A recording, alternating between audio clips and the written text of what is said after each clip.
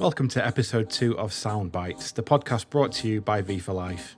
If you're new to our podcast or to V4Life in general, we are a UK charity that works with care homes, wholesalers, food suppliers, carers and others to ensure that older vegans and vegetarians are well catered for and given the best possible support.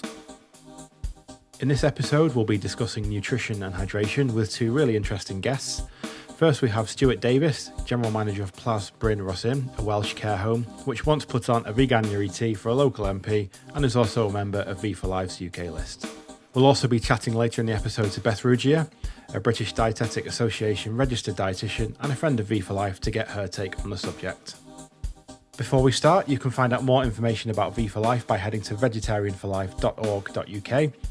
Aside from working with care organisations, we also offer grants, a veggie pen and phone pal scheme, a fantastic range of support and publications, and perhaps most importantly, we publish delicious recipes. If you're a care home or supplier, you can also find out more information on the benefits of being a UK list member, as well as how to sign up.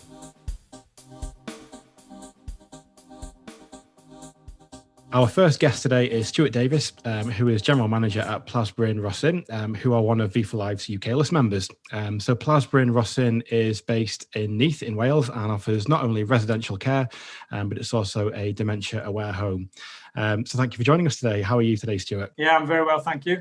Thank you for having me today. How are you? Yeah, great, thank you. It's good to have you on. I was just saying to Stuart before we hit record that we've spoken many times over the years, but we've never actually met. So even though it's virtual, it's great to finally meet you.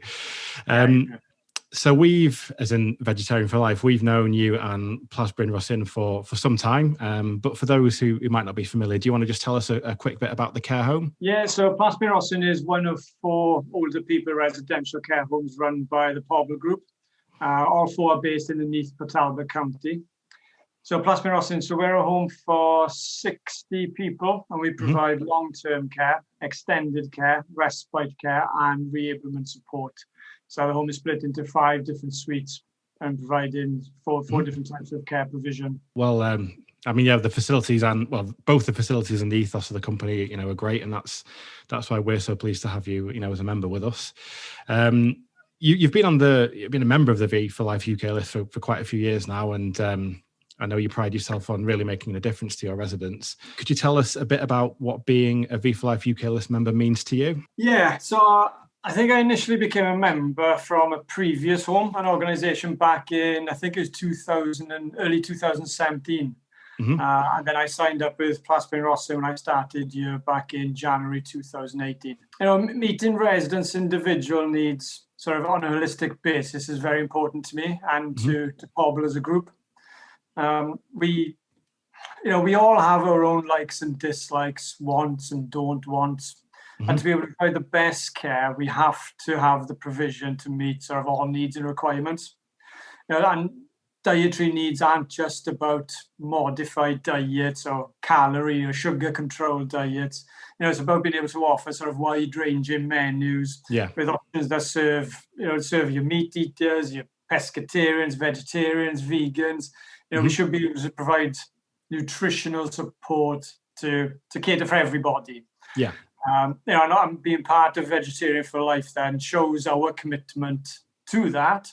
And also being a member provides us then with our additional support and resources as well. As I say, it's great to work with establishments like yours who we know are so committed to giving the best care possible to the veggie vegan residents, but the residents as a whole, and inclusivity is obviously a very important thing. So, the work that you're doing is great. The theme of this episode is nutrition and hydration. Obviously, there is a bit of a misconception that meeting nutritional needs for a vegan or vegetarian can be challenging, whereas we know that it's quite the opposite. It can just be a case of making some simple adjustments. Could you tell us about how your catering team ensures that it provides healthy menus for a resident on a special diet? Yeah, we've got a really good catering team at Plas, Bryn, Rhosyn. They're dedicated in providing our residents with high quality meals. They pride themselves in the meals that they cook. One of our cooks won a national award, I think 2018, a gold award for catering. Which was run by the Care Forum Wales. The team are always willing to try new things. They enjoy a challenge. They meet with the residents on a one-to-one basis quite regular to speak about the meals and menu planning. ensuring each resident has a voice. As mentioned earlier, they take into considerations people's likes and dislikes, whether there's any special diets that they follow for whatever reasons, whether medical reasons or ethical reasons or religion reasons. They chat and they come up, so they can come up with sort of individual meal plans if needed then for each person. So whereas we have menu options based for each day for the entire home, there's scope then for people to be able to have their individual special choices or to go off menu if they want. So they don't see anything as being any trouble or anything. That actually I think they quite enjoy it and they like that challenge of stepping up to be able to provide. And once they've met one challenge, they're ready for the next one. Obviously, it is a lot easier now though with so much access to vegan products. Also, there's more of an awareness of what constitutes vegan or vegetarian. Let's say you had a vegetarian resident with a low appetite. How would you go about meeting their nutritional needs? I think it's not too different to any individual who has low appetite. So it'd be a case of small, nutritious meals rather than, if somebody's got a low appetite or not feeling hungry, then the last thing that they want then is a big plate pushed in front of them. Then that can be even more off-putting.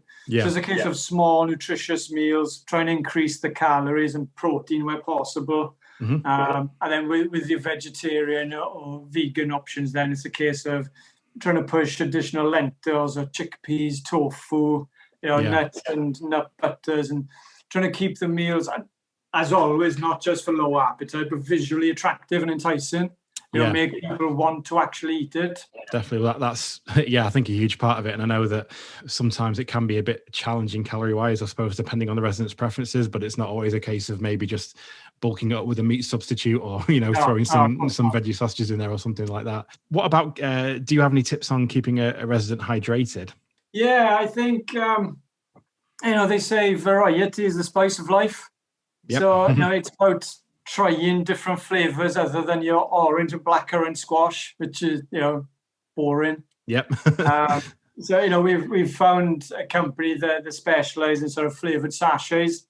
And some big hits that we've recently had is sort of banana and strawberry, coconut, honey melon, sangria and mojitos. It's about trying something different.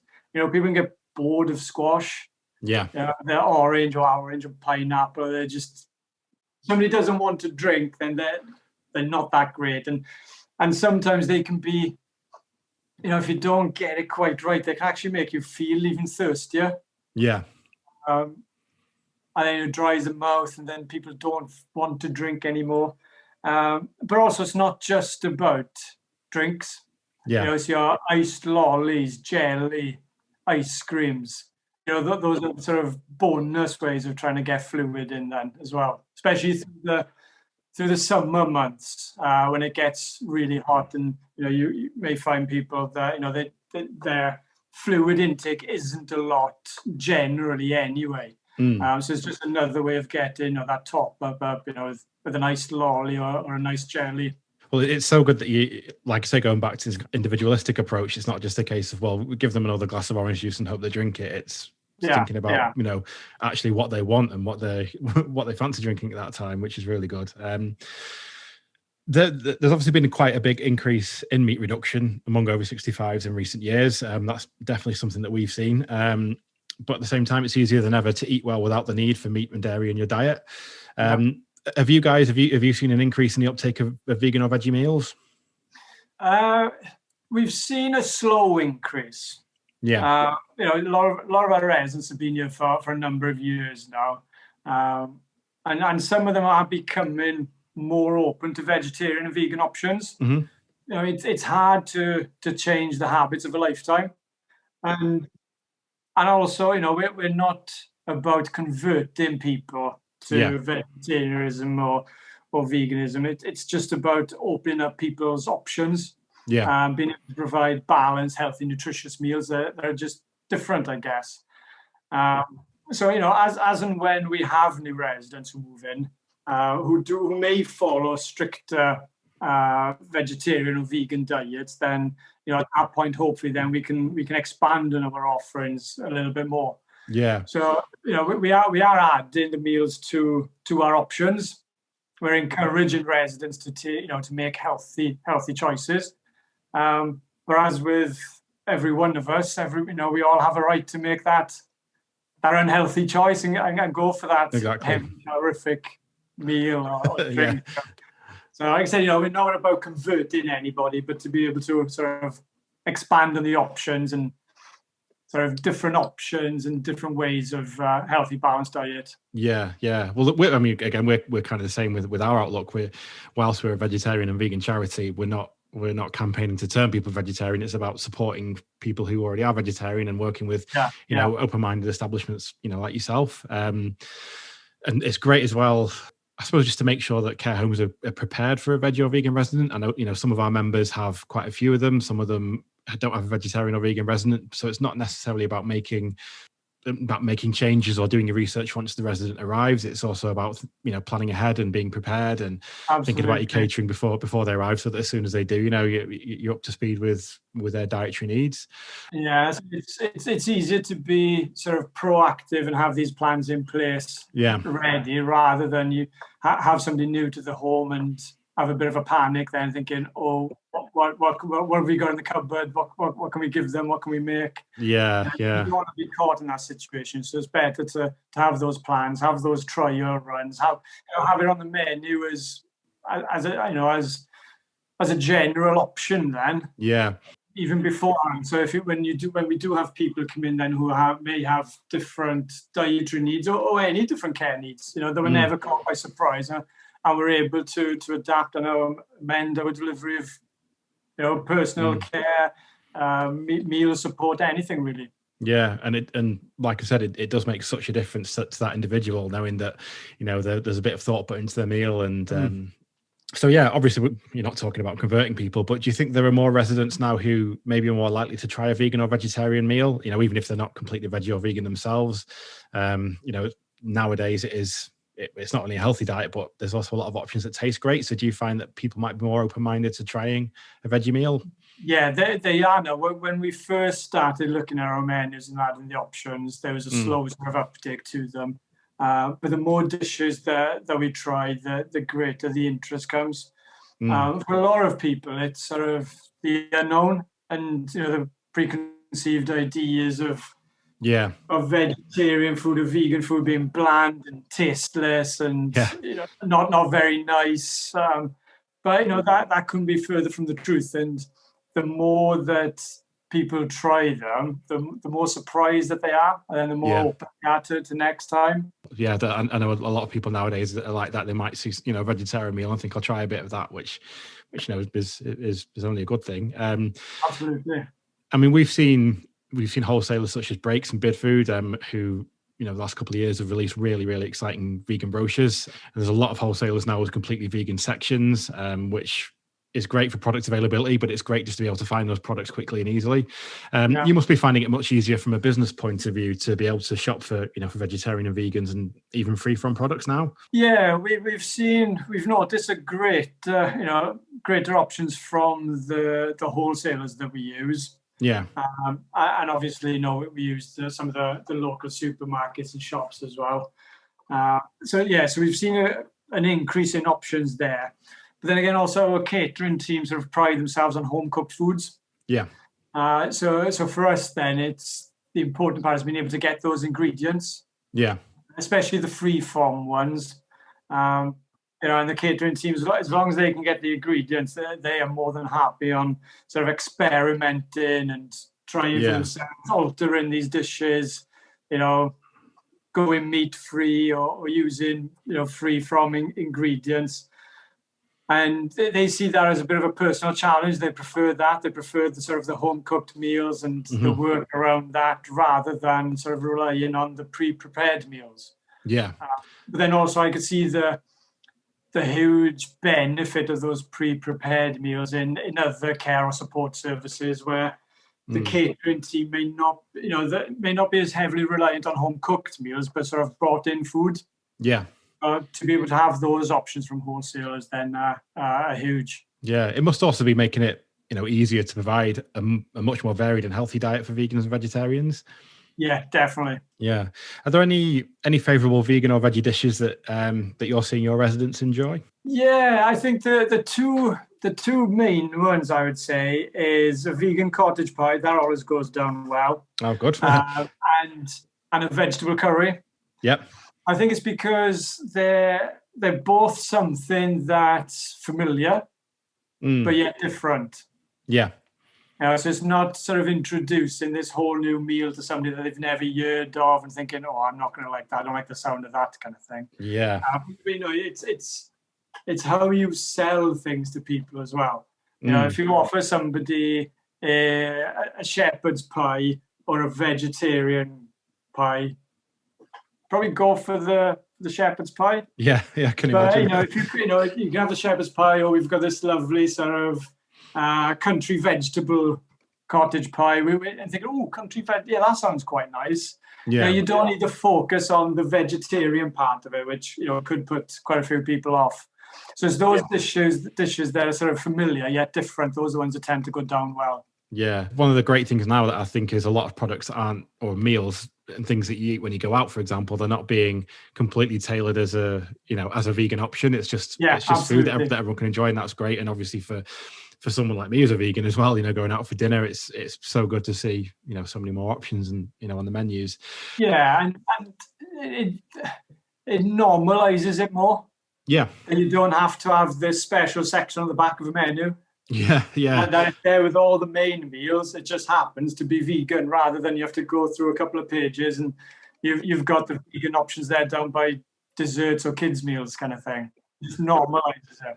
It's becoming much less of an alternative and more just something else on the menu. It's great. It's a good thing. Is there anything in particular that you do to make meals exciting for residents, at celebration times such as Easter or Christmas? Yeah, so Christmas can be a difficult one for a vegetarian or vegan sometimes, but it is. So we obviously have the usual traditional menus sort of around those times, and I think for us then the challenge is to try and make a vegetarian or vegan alternative to those meals, rather than something be completely different. Because a lot of our residents then have been doing the same thing for generations. They have their traditions. Yeah.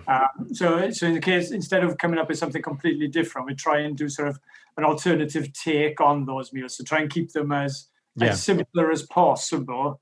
So again, they feel familiar and celebratory. Okay, well, there's one last question for you then. Is there a particular vegan or vegetarian dish that you enjoy yourself?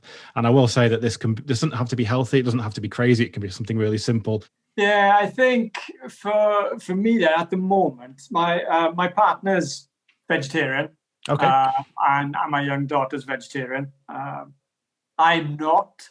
But many of our meals are then vegetarian because it's easier to cook. Yeah, of course, rather than 3 individual meals. So at the moment, one of my favorites, and for the 3 of us really, they're enjoying is a curry. So it's a sweet potato mushroom curry with some lentils and spinach.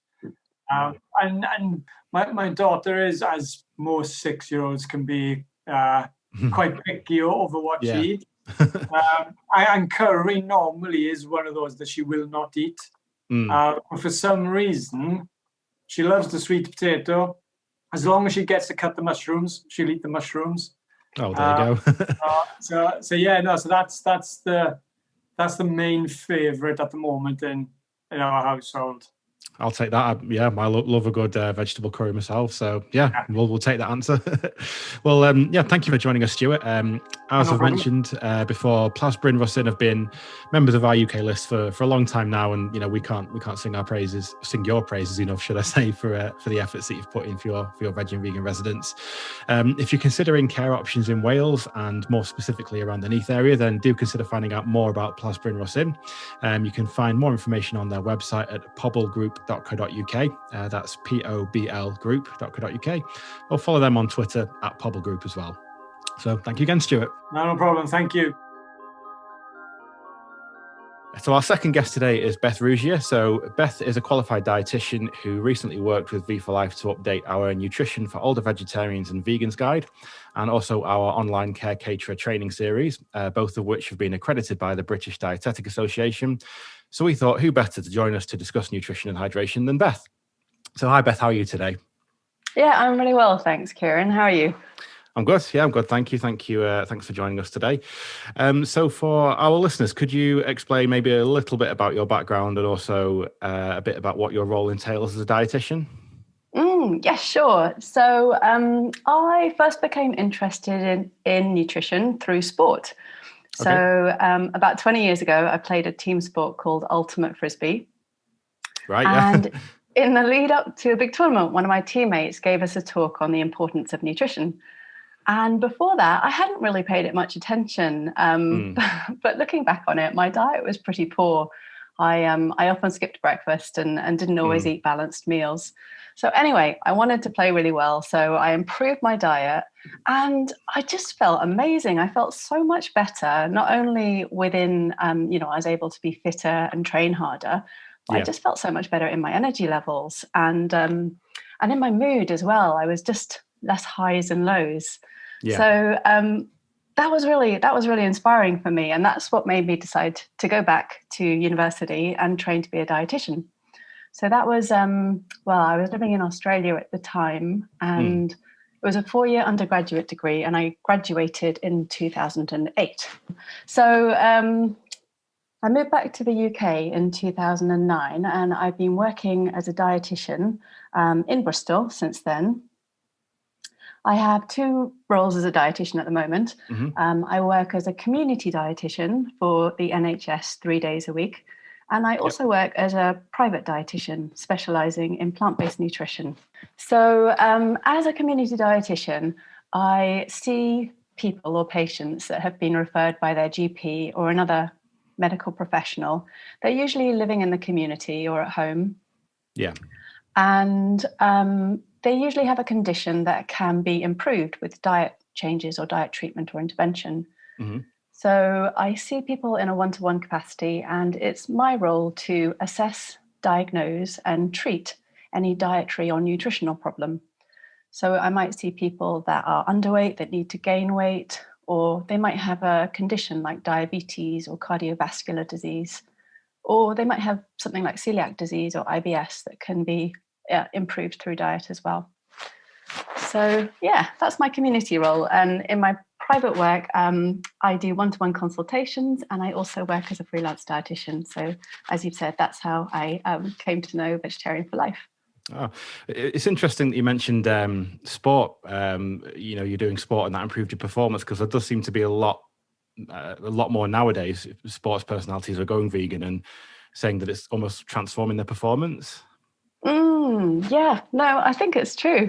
I think for me, I wasn't vegan at that point. I was just vegetarian. It was just the fact that I started eating regularly, like 3 meals a day. And I actually tried to eat balanced meals instead of, just not paying it any attention, just snacking on a croissant or something like that. Yeah. And then it was actually at the end of my undergraduate course that I decided to become vegan. Right. Okay. Again, I see, yeah. I definitely did feel the health benefits of switching to a plant-based diet at that point too. Yeah. So yeah, it's quite interesting. I mean, I'm vegan as well, but I'm probably not the healthiest of vegans, so I don't know if I was a sports player whether it would really have benefited my performance. But I think there's definitely pros to to adopting a plant-based diet. So you've been vegan since 2008. Yeah. So did you find? I mean, that must have been a bit trickier than it is in 2021, because obviously now there's so many options in the supermarkets. Was it more difficult back then to be vegan, do you think? Yeah, so it's a really good question. I think, yes, definitely in some ways. And in other ways, probably there are other factors that make it just as difficult whatever time you're trying to do it. So as I said, I was pescatarian before I became vegan. So I had some vegetarian meals that I was comfortable making. But yeah, the lack of dairy alternatives was definitely noticeable back then. And we were living in Brisbane and there was just one shop that sold soya milk. So we used to trek over there on the weekend. And there were no alternatives to yogurt or cheese. Yeah. So that definitely was different. But I think the other factors that really play a role in anybody trying to change their diet is, things like the social side of things. Who do you live with? Are they willing to change their diet as well? Or are they real carnivores? How much time have you got to do the research and try out new products? How confident are you as a cook, or are you going to be relying on more processed foods? And, budget is a consideration as well. So I think, there's many aspects to changing diet. And I think what I always reassure people is at the start, things can be really tough because you're trying to learn so much. But as you go on, things get so much easier as you know where you can buy certain foods, what meals you get a few meals under your belt or recipes that you enjoy making. And so, it definitely gets easier with time. Yeah, I think there's a bit of a skill as well to reading labels on products. I know people, who I don't know, maybe I'm around at the house or something and they're offering me something and they're checking through the label and they can't really tell what's in it, but you almost develop this superhuman skill as a vegan to see the label and immediately see if there's milk or if there's eggs in it or anything that that you're avoiding. For obviously sure. in 2021 though, there's a much better understanding of the diet, whereas 10 or 15 years ago, I could be wrong in saying this, but maybe it was seen as something unhealthy and maybe a bit extreme, largely due to people not really understanding it. Did you find any resistance as a dietitian who was vegan and back then in terms of people understanding your food choices, or was it something that was kind of widely accepted? Yeah, that's a really good question. I didn't find any resistance. I think people were often quite surprised. And I do remember one work colleague saying, "Oh God, I'm surprised you're vegan. You look too healthy," which I guess, goes back to that point that you mentioned. And I definitely think back then it was so much harder to know how to follow a healthy vegan diet. Like nowadays, if you've got, if you want to find that out, there's loads of really useful information available on the internet from really reliable sources like Vegetarian for Life and Vegan Society. But back then, I didn't have a smartphone. I don't think they were quite as available back then. And the resources available on the internet were just less well developed. So I was so fortunate that through my training as a dietitian, part of that is we learn how to review and appraise the scientific literature. And so I was able to use those skills to look into the nutritional considerations of following a vegan diet and come up with strategies to address those nutrients. So I think, I was so lucky that I did that because that allowed me to feel confident in my choices. And I was also able to answer questions, when people would say, well, where do you get your protein from? I could use that knowledge to say, oh, well, these are really good sources of protein on a plant-based diet, which was really helpful. Well, like you say, there's so much more information online now about being vegan. So it's, it's a lot easier in that sense to, just get recipe inspiration or to have even just a better understanding of the diet and the lifestyle itself. And so, as you know, V for Life, we work with around 1,500 care homes in the UK. So all of them are committed to providing the best care possible for their vegan or vegetarian residents. That's fantastic. But if any care homes were struggling to meet the nutritional needs of a vegan or vegetarian resident, are there any tips that you would give them, perhaps if they're a little unsure on how to cater for a vegan diet? Yeah, of course. Well, I think the first thing I'd recommend, and obviously maybe I will because I helped develop or review the resources, is Vegetarian for Life's nutrition guide. So a nutrition guide for older vegetarians and vegans, which is downloadable on their website, and the online catering training too. So both of those resources are full of really practical and useful information on how to cater for a vegan or vegetarian. And as you said, they've both been endorsed by the British Dietetic Association, which signifies a mark of quality, that the information in there is scientifically based and is in line with current good practice too. So yeah, definitely get yourselves a copy or get a copy of the document and do the online catering module as well. They're both really helpful. there'll be a lot more detail in those than I can give now. But do you want my sort of top 3 sort of things, perhaps? Yeah. Maybe if you've got 2 or 3 things that you could recommend yourself. Yeah, of course. So I would definitely recommend to try and include a protein-rich food at most meals. Mm-hmm. So for vegans, protein-rich foods are your legumes, so beans, peas, lentils. Mm-hmm. Soya products like soya milk, soya yogurt, tofu, tempeh, and the soy alternatives to meat. Yeah. The meat alternatives as well are good sources of protein, and nuts and seeds are a good source of protein as well. So yeah, definitely try and include one of those foods at each of the meals if possible.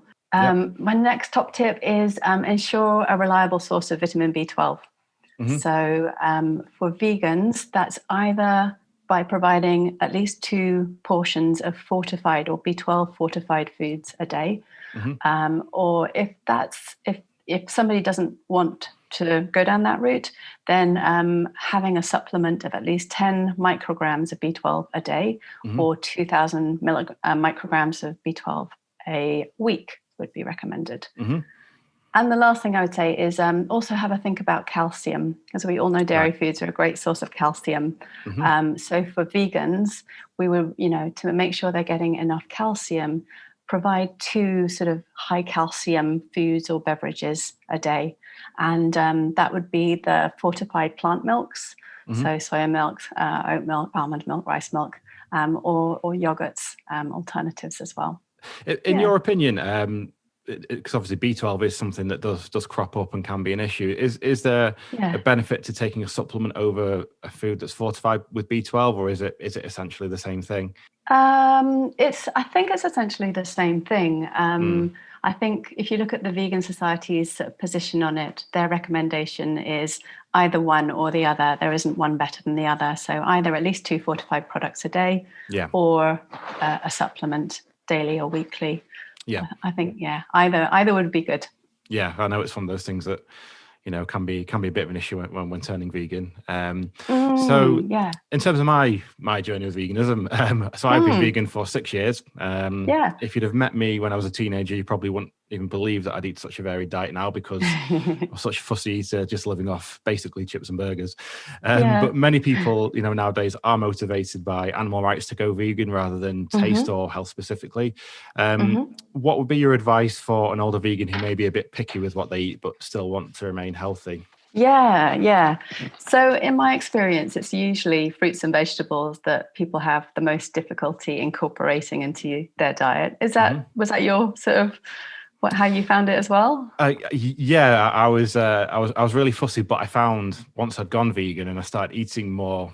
I wasn't so fussy in my 20s. When I was in my teens, I was, but obviously I first went vegetarian and I started eating a bit more, of a varied diet, more fruit and veg. And then when I went vegan, then I started eating even more. And now I basically eat anything as long as it's not a mushroom. So that was kind of my problem back in the day. Fantastic. Yeah. So this is what I see in as a community dietitian too. A lot of people have difficulties eating fruit and veg, which is a real shame, because they're so packed full of nutrients, vitamins, minerals, fiber, which we're just learning is so beneficial for the gut. So if you're not keen on those foods, my advice is generally something is better than nothing. So whatever you can manage, do. And if you're willing to try to build it up, then I think have a think about what it is that you dislike about fruit and veg. If it's the texture, then perhaps you could try blended soups, or a glass of fruit juice or a glass of fruit smoothie can count as one of your 5-a-day portions of fruits and vegetables. Or other options, perhaps you don't like. I had one person that I knew that struggled with bits of crunchy onion in curries and stews and things. But actually, if the onion was really well cooked, then that was fine. So perhaps cooking things for a bit longer might also be a strategy. And I know other people that just have a daily smoothie to get, a few of their 5 a day in, and they can just blend that up and drink it. Yeah, it's interesting you say that about the onions, because as a previous fussy eater, that was one of my things. I Yeah. couldn't stand crunchy onions. Yeah. So No, it's funny, isn't it? Just fry them to within an inch of their life. Carrot as well was another one, Yeah. and we found that actually if you grated the carrot, it cooked much more quickly and Right. and cooked into the dish sort of a bit better. Yeah. And I think if it's taste, then there are there are other things you can do. Perhaps serving it in a sauce initially, something like cauliflower cheese, or perhaps trying roasted vegetables with a balsamic glaze, or stir-fried vegetables with a nice tangy sauce. So I think my advice or my encouragement would be to experiment, and it requires a bit of perseverance. I think much like you were saying, you might not like it the first time, second time, or a few times down the track, but eventually we can learn to appreciate sort of fruits and vegetables, and then even start to enjoy them. So we mentioned plant milk before, and not to keep talking about the past, but there was a time not so long ago when soy milk was kind of the only option, and it was still quite rare to find that in restaurants or coffee shops. Are there any differences nutritionally though between soy, coconut, rice, oat milk, or any other plant-based milk? Is there like a big difference nutritionally between them? Is there any that will be better for someone to consume than others? Or Yeah, I'm really glad you asked that question, because there is a difference, and I think it's an important consideration for older adults. Yeah. So the main difference is the protein content of the different milks. And protein is really important for older adults because we generally lose muscle mass and strength as we age, but we can lessen that somewhat by having a slightly high protein intake and doing sort of regular physical activity. So the plant milks that are made from legumes, such as soy, and there's now pea milk available on the market. I don't know if you've come across that. Yeah, I've had that before, yeah. Yeah, they contain considerably more protein than the other types of plant-based milk. So, for example, 100 mils of soy milk has 3 grams of protein, whereas I think, oat milk might just have 0.1 gram of protein. Right. And if you think about what that might look like over a day, if you had a couple of serves of soya milk, which is like 200 grams, we're talking I can't figure that out, but 12 grams of protein from the soya milk and less than 1 gram of protein from some of those other plant-based milks. Right. So there's a similar amount of protein in soya milk and pea milk as cow's milk. And it also contains good amounts of all the essential amino acids as well. Yeah. So definitely, I think if somebody's got quite a small appetite, it would be worth encouraging the soya milk or pea milk. But obviously, if that's not to somebody's liking, there are other ways to maximize protein intake. So, but whichever plant milk you get, do make sure it's fortified with calcium, B12, vitamin D. I think they mostly are nowadays. It's just the organic ones that sometimes aren't. Yeah. I seem to have phases. Oat milk is my go-to milk at the minute, but then in a couple of months I might switch over to rice milk, and that'll be the go-to thing for a couple of months. Yeah, of course. Yeah. Do you have any advice on fortifying foods for a vegan, and also why someone might need to do that? Yeah, of course. So undernutrition is a really common problem in older age, often caused by a small or poor appetite. And that makes it difficult to eat enough to maintain your weight. So if that's left untreated, that leads to a risk of malnutrition. And malnutrition can have some quite nasty adverse health effects, such as an increased risk of pressure ulcers, poor wound healing, increased risk of infections. So food fortification is a way to boost somebody's nutrient intake without increasing the quantity of food. So we use high protein calorie foods to mix into their existing diet. And it means that every mouthful is as nutritious as possible. Yeah. So I think we're probably all quite used to using dairy foods to fortify things like milk, cheese, butter, cream. So the vegan alternatives to those are really good options. So soya milk, the different creams, soya cream, coconut cream, oat cream, the full fat yogurts. There's vegan soft cheese and vegan hard cheese. things like mayonnaise and things. Again, there's vegan versions of those. Other really helpful foods are oil. So if you're using cooking methods that saute or roast, you can add more oil, and oil is really high in calories. It's about 100 calories in a tablespoon. And nuts and seeds, or kind of probably ground nuts and seeds, or nut and seed butters like peanut butter or tahini, are also really helpful for mixing into savory dishes. And for protein, we can use either a protein powder, such as soy protein or pea protein, mix that into milk or porridge or soups and things. Or silken tofu is also quite handy as well, because it comes in a Tetra Pak. It doesn't need to be kept in the fridge. Yeah. And that, again, can be blended into dishes and desserts and puddings as well. Yeah. Well, it's quite interesting because, sometimes people who are catering for a vegan for the first time might be a bit, concerned about getting the right, nutrition. But really, from what you're saying, it's not, it doesn't need to be a drastic change, does it? There's just a few extra things you can do just to kind of, fortify the food and give them the best diet you can. Definitely, yeah. But for anyone, I mean, we kind of touched on this a bit before, but anyone or any listeners or care caterers or anybody working in a care home who might be looking for inspiration on creating a healthy menu for a vegan resident, could you describe what a good breakfast, lunch and dinner might consist of, just for a bit of inspiration? Yeah, of course. So for breakfast, I'm a big fan of porridge, just because it's so versatile. Obviously, make it with a soy milk or a plant-based milk. And it's really easy to change the flavor and add things to it. So you can add ground nuts and seeds. You can add soy cream or full-fat yogurt if you're trying to boost the calorie content. Or you can add peanut butter or tahini or some jam or golden syrup to flavor it.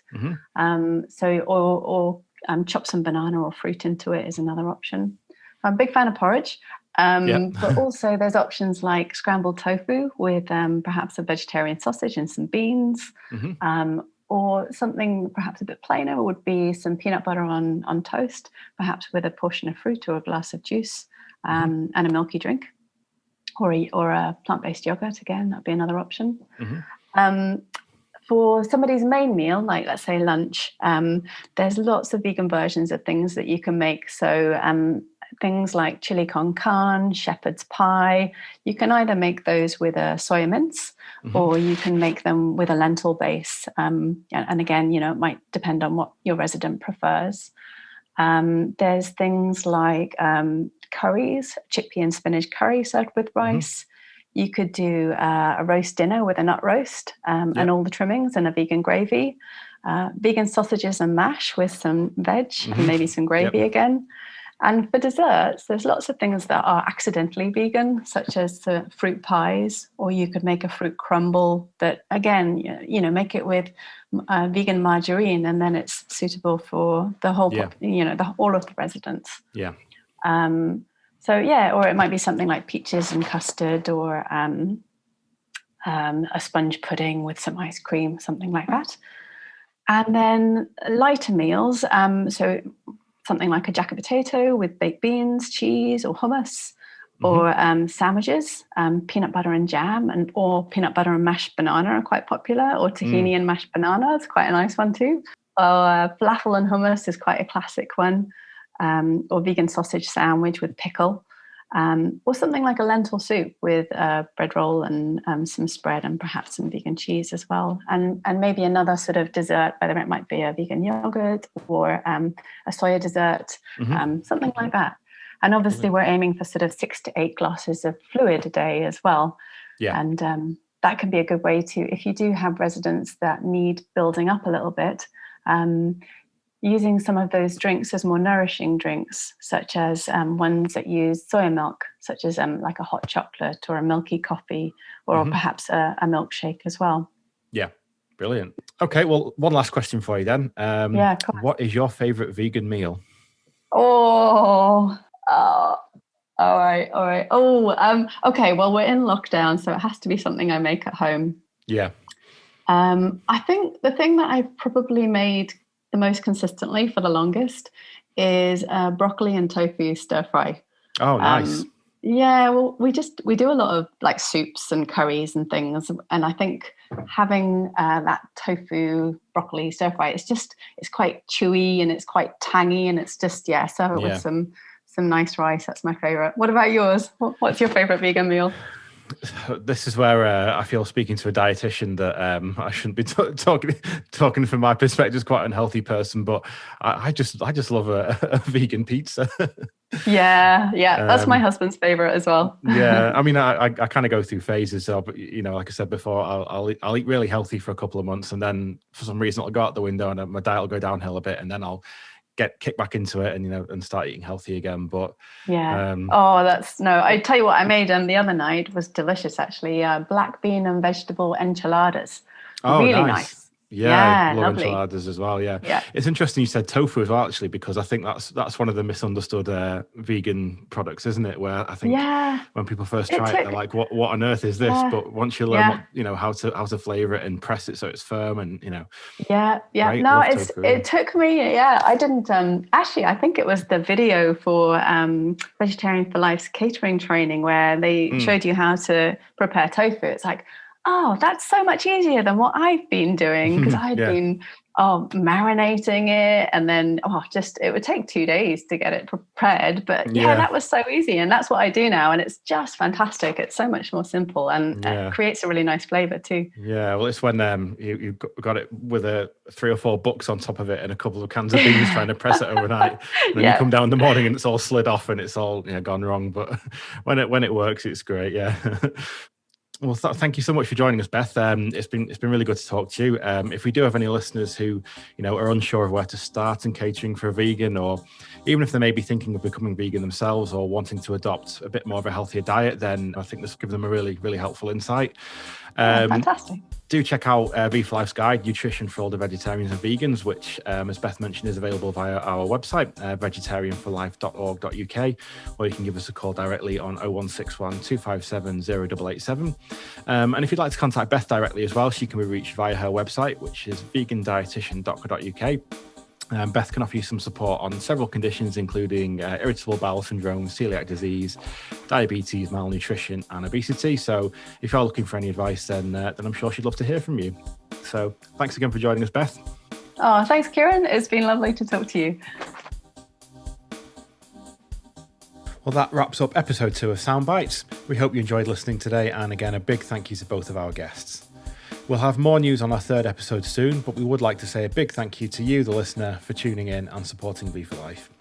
For more information on the work that we do, you can head to vegetarianforlife.org.uk, or feel free to give us a call on 0161 257 0887, or you can email any questions or feedback to info@vegetarianforlife.org.uk.